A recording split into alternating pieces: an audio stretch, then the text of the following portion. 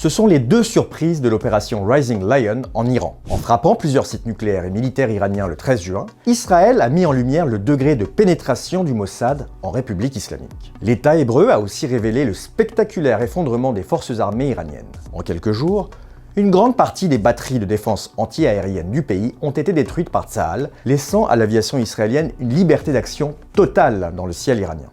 Au sol, la quasi-totalité du commandement militaire iranien a été éliminée, dont le chef des gardiens de la Révolution, Hossein Salami, et le chef d'état-major de l'armée, Mohammad Hossein Boreri, sont les deux plus hauts gradés du pays. Surtout, en dépit de ces menaces, la République islamique s'est révélée pour l'heure incapable de livrer la réponse dévastatrice promise à Israël, la majorité des missiles balistiques iraniens lancés vers l'État hébreu ayant été interceptés par le système de défense Dôme de fer. Les succès israéliens contre l'ennemi iranien, qui appelle régulièrement à la destruction de l'État hébreu, confortent le gouvernement dans son idée qu'il peut désormais aller plus loin. Tsahal a déjà bombardé le siège de la télévision d'État,